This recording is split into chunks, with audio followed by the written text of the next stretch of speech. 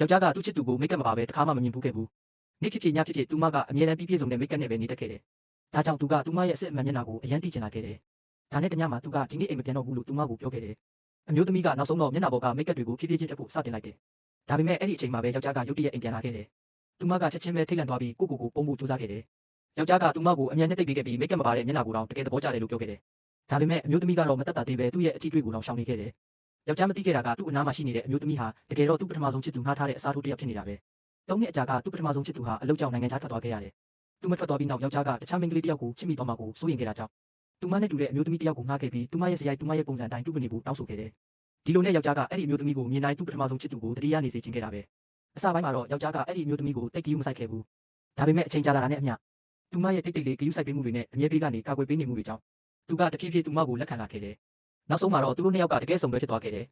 ပထမဆုံးချစ်သူပြန်လာတဲ့နေ့မှာတော့သူမပထမဆုံးလုပ်ခဲ့တာကအစားထိုးမျိုးသမီးကိုပါရိုက်တာပဲသူမကအဲ့ဒီမျိုးသမီးဟာယောက်ျားပေးမှာ